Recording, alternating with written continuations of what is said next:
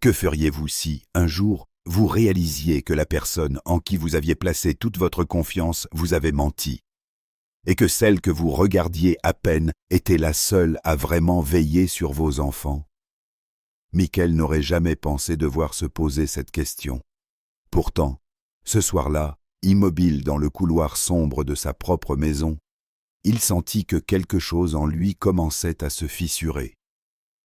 Sa valise reposait à ses pieds, oubliée. Sa cravate encore serrée témoignait d'une journée qui n'avait jamais vraiment eu lieu. Le voyage d'affaires à New York n'était qu'un mensonge soigneusement construit. Pendant des semaines, Vanessa avait semé le doute dans son esprit. Des mots choisis, des insinuations précises, jamais de preuves concrètes. Mais assez pour créer une certitude. Clara volait, Clara manipulait, Clara n'était pas digne de confiance. Alors Michael avait planifié, comme toujours, avec précision. Il avait quitté la maison devant ses filles, souriant, rassurant, jouant son rôle de père occupé. Puis il était revenu en silence, par l'arrière, décidé à attraper Clara en flagrant délit. Mais ce qu'il vit ne ressemblait à rien de ce qu'il avait imaginé. Dans la cuisine baignée d'une lumière douce, Clara coupait une part de tarte avec une attention presque délicate, comme si chaque geste avait du sens. Emma et Lily riaient doucement, leurs petites jambes balançant sous la table. Ce n'était pas une scène volée, c'était une scène vivante. Puis, il remarqua un détail. Clara déplaça légèrement le verre de Lily, instinctivement, avant même que la fillette ne bouge. Michael sentit son souffle se bloquer. Lily était gauchère. Elle renversait toujours son verre si on le laissait trop près de son bras gauche. Vanessa ne l'avait jamais su. Clara, oui. Ce n'était pas un hasard. C'était de l'attention, du temps, de la présence. Michael serra le cadre de la porte, ses doigts blanchissant sous la pression. Une pensée, lente et brutale, s'imposa à lui. Et si tout ce qu'on lui avait raconté était faux? Il resta là sans bouger, observant chaque détail, chaque échange, comme s'il découvrait sa propre maison pour la première fois. Et plus il regardait, plus quelque chose en lui commençait à s'effondrer, parce que s'il s'était trompé sur Clara, alors il s'était trompé sur bien plus que ça. Michael ne bougea pas, pas encore, comme si le simple fait de faire un pas pouvait briser quelque chose de fragile qu'il n'avait jamais pris le temps de voir auparavant. Depuis l'ombre, il continuait d'observer, mais ce qu'il regardait n'était plus seulement une scène. C'était un miroir. Chaque geste de Clara réveillait un souvenir qu'il avait laissé s'éteindre. La manière dont elle ajustait la chaise de Lily, comme Sarah le faisait autrefois. La façon dont elle répondait aux questions d'Emma avec patience, comme si chaque mot comptait vraiment. Ce n'était pas un rôle. Ce n'était pas un travail exécuté mécaniquement. C'était une présence. Et soudain, les 2 dernières années lui revinrent en bloc. Après la mort de Sarah, tout s'était effondré. Michael s'était jeté dans le travail, incapable de rester dans une maison remplie d'absence. Il avait laissé les jours passer sans comprendre comment ses filles continuaient à avancer. Qui les consolait la nuit? Qui connaissait leurs peurs? Qui se souvenait de leurs habitudes? Il n'avait jamais posé ces questions, parce qu'au fond, il ne voulait pas affronter la réponse. Clara avait été là, tout le temps. Dans la cuisine, Lily releva soudain la tête, comme si une pensée trop lourde venait de lui revenir. Elle posa sa fourchette, regarda Clara avec sérieux. « Tu vas être là pour mon anniversaire. Hein ?» Clara esquissa un sourire doux, mais il y avait quelque chose derrière. Une hésitation presque imperceptible. « Bien sûr, si ton papa le veut. » Emma fronça légèrement les sourcils, puis lança sans détour. « Vanessa a dit que tu devrais chercher un autre travail. » Le silence tomba immédiatement, brutal, dense. Michael sentit son cœur s'arrêter. Clara resta immobile quelques secondes, pas choquée, pas en colère, juste préparée. Où as-tu entendu ça? Demanda-t-elle calmement. Dans le couloir, elle parlait avec toi. Lily regarda Clara, ses yeux grands ouverts, remplis d'une inquiétude qu'un enfant ne devrait pas porter.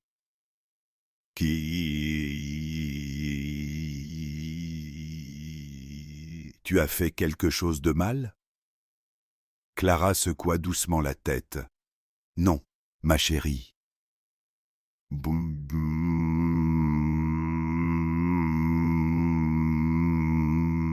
Alors, pourquoi tu dois partir?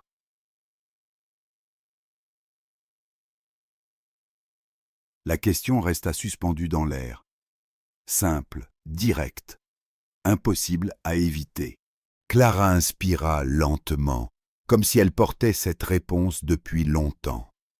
Parfois, les adultes prennent des décisions qui n'ont rien à voir avec vous. Mais Lily ne lâcha pas. Ton travail, c'est de t'occuper de nous. Clara ferma les yeux une fraction de seconde, juste assez pour cacher ce qu'elle ressentait. Oui. Alors ne pars pas. Cette fois, elle n'eut pas de réponse immédiate. Michael sentit quelque chose se briser en lui.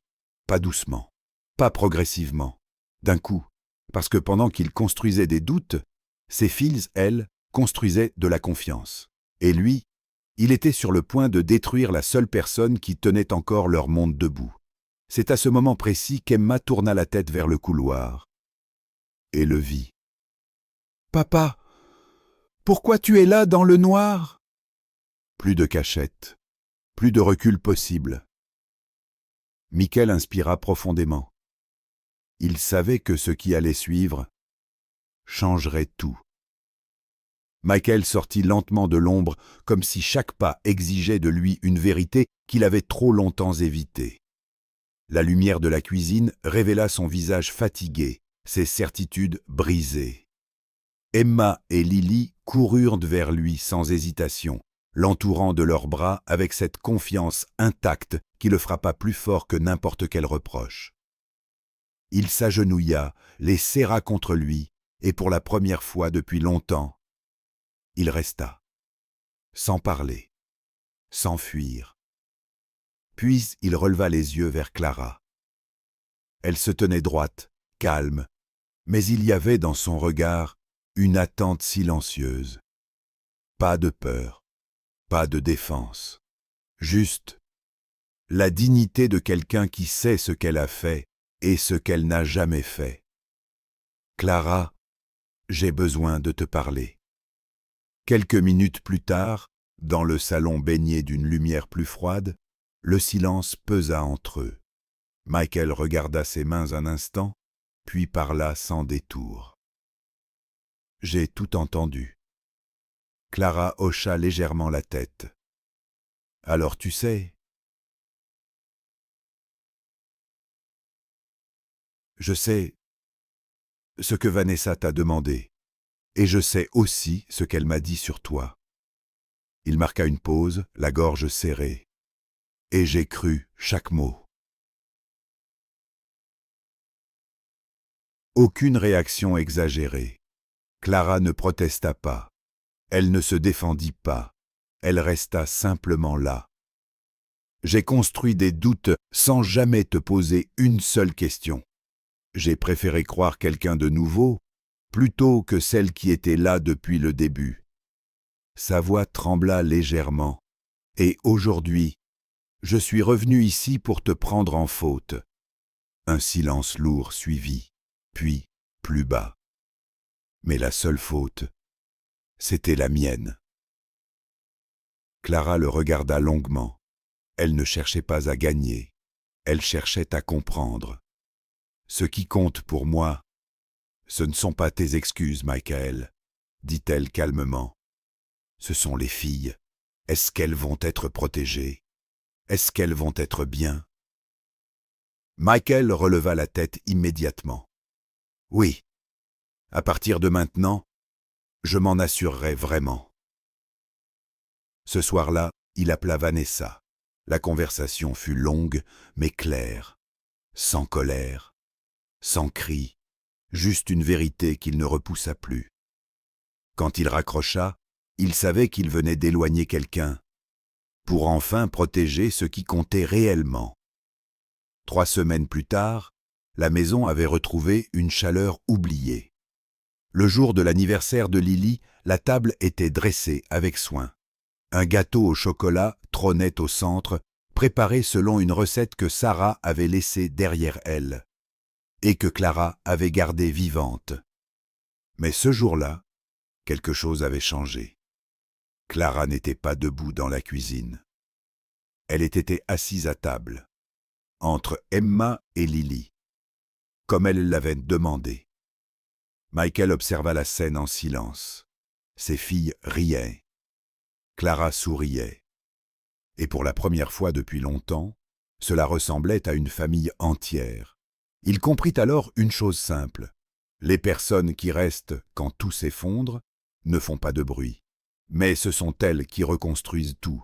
Et parfois, on ne réalise leur valeur qu'au moment où l'on est sur le point de les perdre.